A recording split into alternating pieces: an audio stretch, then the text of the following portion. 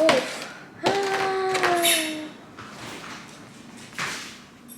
and welcome to my channel. So today I'm going to be doing a little mukbang Q&A video. I asked you guys through Instagram stories to send me some of your questions and you guys delivered. There are quite a few that I want to cover. Today I decided to DoorDash Mediterranean food. Some salad, some chicken, and some beef and pita. Yeah, let's get straight into it. I'm gonna do a first bite because I'm hungry.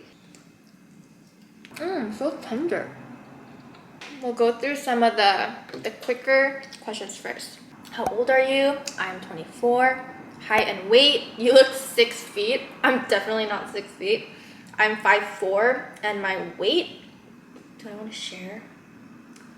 I got a lot of questions about my boyfriend, how we met, how we started dating, stuff like that. So let me give you like a quick summary. Some background, we just celebrated our 10-year anniversary, which is crazy. Basically what happened was in elementary school, I had a best friend, Ellen Park. Her and Sarah Kim, who is Paul's little sister. Okay, let me break it down. So Paul's sister is Sarah. Sarah and Ellen were fighting and they went to the same church. Ellen and I were friends from elementary school, and so when Sarah and Ellen started fighting, Ellen wanted to bring me to church so that she would have someone else on her side. I started going and attending their church, and then Ellen and Sarah made up, they became friends, and then we were all just friends together. That was like 6th grade. So middle school, Paul and I weren't dating. We like didn't even talk to each other, but I was friends with his little sister, Sarah, who is my age. And then 8th grade rolls around. Paul is like a praise leader, so he's organizing a praise night for our church, and he texts me and says like, hey, can you help me? Can you bring something for the praise night? And I was like, sure.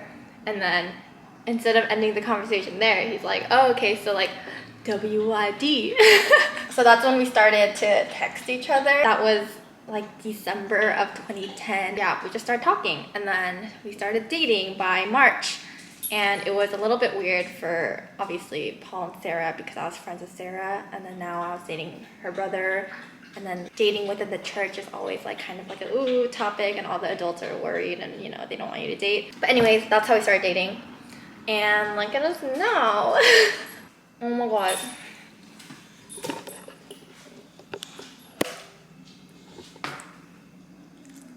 Girl, I'm trying to film. I'm sorry, baby.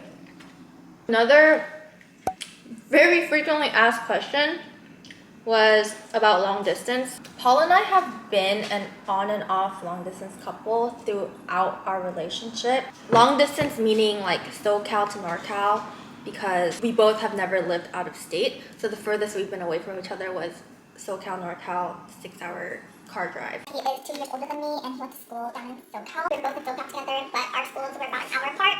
I still saw him pretty often. My junior and senior year, he moved down to San Diego. I graduated college from SoCal. I moved back up to NorCal. So we have been in a long distance relationship since I graduated in June of 2019. But then COVID-19 hit and I'm working from home. So even though this was supposed to be our long distance time period, I come to SoCal all the time. And every time I visit, I stay for like 2 weeks or a month. So this is technically not long distance. So a lot of you guys are asking about like long distance tips. I don't really know what to tell you. But I think that having your own friends, knowing how to be independent and live your own life apart from your partner is so important. And I think that it helped that Paul and I never went to the same school. Even when we were in the Bay, we went to different high schools, we went to different colleges, so we always had our own friend groups. If you guys don't know how to spend time apart from each other, I feel like it would make long distance super, super difficult. So thankfully we had a good foundation to start our on and off long distance relationship. Another question I had, which is kind of related to this, was if I'm ever planning to leave the Bay Area. And I mean, the only reason I would leave the Bay Area if I had a ring on my finger. I am planning to move down to SoCal once we are like engaged, married, you know, stuff like that. Which is also another common question. When are you planning to get married? I don't want to say. I don't want to say on camera, but we are talking about it. That's all. Another question I want to address is, have you and your boyfriend ever broken up? I post about our relationship a lot, the fact that we just celebrated 10 years, so I think people think that we're like this perfect couple. I just want to say like that's not true. We obviously had our fights, our ups and downs, but I just want to address that, I guess, because social media is such a highlight reel. I think people tend to idolize or fantasize about other people's relationships, not knowing like the uglies which exists for everyone. Never broken up, but we have come close to breaking up and like talked about breaking up multiple times within our relationship. I'm not going to go into details because that's, you know, that's personal. Other really common questions was about Instagram, social media, tips on how to get started, how you grew, and like when you started to become an influencer. I guess I have kind of a story for this too. In high school, my friends and I would take each other's outfit pictures and we try to hashtag OOTD Watch so that we could be featured into like the fashion Instagram's platform. Back then, in like 2014, 15, there was no such thing as an influencer. So that wasn't my goal. I was just posting my outfits for fun in order to be recognized by this Instagram account that would repost fashion pictures. That's when my account started to grow like a little bit, and grow I mean like 5,000 or like 6,000 followers in high school. And then college rolled around. By the time I was like a freshman, I hit 10,000 followers. I don't really know why people follow me then, because I was still using my Instagram as a personal account. Well, granted, I did post my outfits still. Once I hit the 10,000 mark, like I was pretty much stagnant. I had 10,000 followers from 2015 or 2016, I don't remember, to literally like last year in 2020. I was still using my Sally7 account as my personal account and refusing to make it a public like influencer fashion account. Honestly, because I was too embarrassed and scared of judgment. I felt like people would judge me for taking pictures of myself. So it wasn't until April of 2020 when I said, F it, like I'm gonna go all in and make this a creator like fashion beauty account, because why not? Like I like fashion, I like beauty, like I want to be able to post whatever the hell I want to post without fearing judgment. Before, I had this account with 10,000 followers, and it was like simultaneously too public to post about my personal life, but then that was still my personal account and I had all of my friends and, you know, people following me on that account, so I was too embarrassed to post like too much fashion and beauty content. And then I finally made a personal private account in April of 2020 and I started posting shamelessly on my Sally7, and that's when my platform finally started to grow after being stagnant at 10,000 followers since 2015. Some of you guys were asking like, do you have any tips? Just effing go for it. Shamelessly post, follow other creators, comment on their stuff, like engage, respond to your comments, respond to your DMs. And I also think that having multiple platforms obviously helps, because there is a synergy between these platforms. Like I think a lot of people found me through TikTok. That drives traffic to your Instagram and to your YouTube, and you know, vice versa. The biggest advice that I have is just do it, because I regret starting this late. I've always wanted to do this, but I was too shy and like too embarrassed to put myself out there. Now I'm like doing all of this content creation stuff while I'm working full-time in a pretty demanding line of work. But you know, it is what it is. It's fine. Another hot topic was work and school.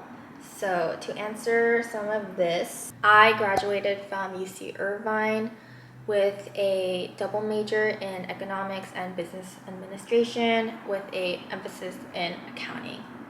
It's kind of long. I kind of chose my job on a whim.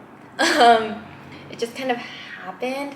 I came into college as an undeclared major, and I was undeclared for about 2 years, and then towards your second year, UC Irvine says like, you need to freaking pick a major or you're graduating late. So I just chose economics. I was actually in bio for a hot second, and then I took a bio class and I was like, it's not for me. So then I switched to econ right away. I knew I wanted to go into business, but I didn't know what within business that I wanted to do. I got a marketing part-time job my junior year, and it was really boring, and I was like, I don't want to do marketing. In my junior year, I was literally applying to all sorts of jobs. I think I applied into finance, I applied into accounting, marketing, HR, everything, you name it. I somehow interviewed and landed a job as a tax analyst, and that was the first time I really learned about accounting. Because I had this tax background now, I was able to get other accounting jobs more easily because I just had experience in that field now. And then I wanted a new job, so I started looking into other part-time jobs, and I landed an accounting internship position. So I was actually working my tax job, my accounting job, and being a full-time student. They were both part-time, but I think I was working like 30 hours a week for a couple months. I had like, I don't know why I did that. By the time my fourth year came along, I was like, I'm going to pursue accounting just because that's the kind of experience background that I have. So I really wanted to get into business administration so that I can take accounting classes. But you have to apply and get into the major. I think I applied and got rejected from that major like 3 or 4 times. But finally, end of fall quarter of my senior year in college, I got into that major. And so I was able to double major. But because I got into it so late, I had to make up so many classes in order to graduate on time. Every quarter, my senior year in college, I had like 22 units or like 24 units. But eventually I did, and I graduated. Even though I decided to pursue like an accounting field, I had no idea what public accounting was up until my senior year in college. I literally did not know what the Big Four was. UC Irvine had their Meet the Firms event, which is basically when all the firms are like in a room and the students go around like trying to land jobs. So I decided to go to that, not really knowing anything about public accounting, but somehow made a good impression, landed an interview, and then yeah, here I am working at a Big Four accounting firm, and that is how it kind of happened. I never really consciously chose like, oh, my goal is Big Four and I'm gonna be a CPA. I didn't really have a goal like that. It just kind of happened as I was, taking the opportunities that were being given to me. Or how was it like working at a Big Four? I feel like I can't really say because yeah, I've been at this job for almost a year, but it's been in a completely virtual environment, so I haven't really had the real experience, I guess. But generally, yeah, it's okay. My team is great. Like, I like all the people that I've met, but I wish I had a more like human touch to my job because I'm just sitting in my room looking at a screen all day.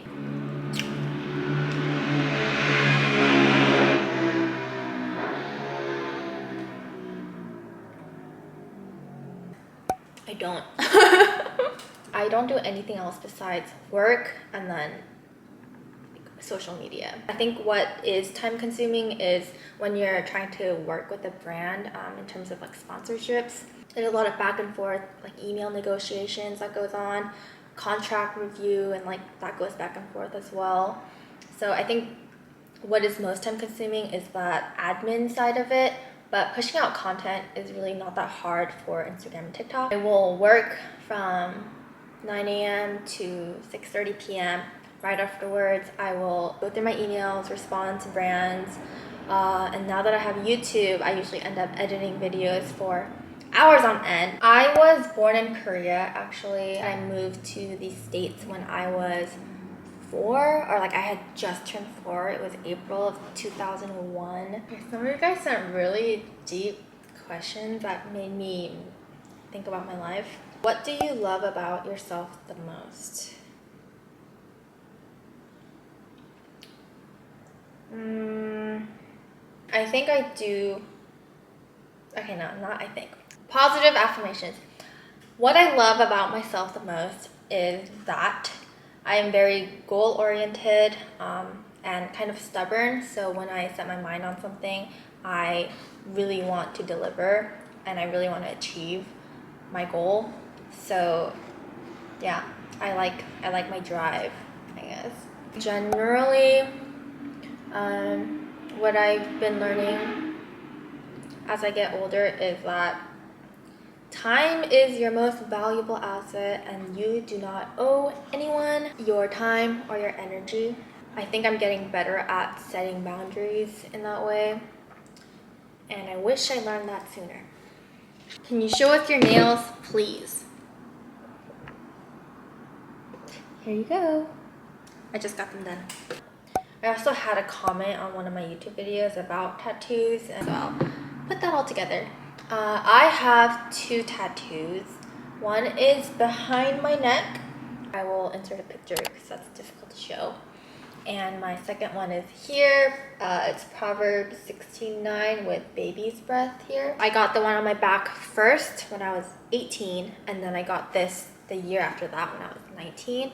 And I think at that point in my life, I was not confident enough to get something permanently on my body unless it was religious. I don't have regrets on the tattoos or like the placement or the meaning and stuff like that.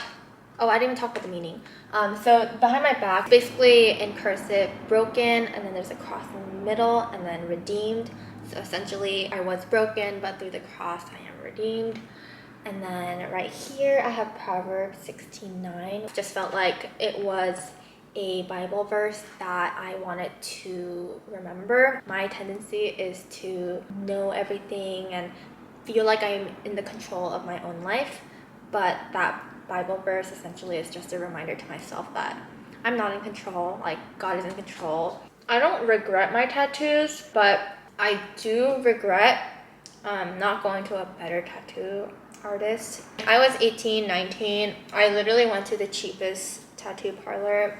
I'm not mad about it, but I know that this could have been done better. Pineapple on pizza, 100%. My favorite type of pizza. Who takes most of your pictures? My mom or my boyfriend? Next place you want to travel? I'm actually going to Hawaii in July, and it's my first time in Hawaii, so I'm really, really excited. I will vlog it so you guys can enjoy it with me vicariously. What makes you feel loved?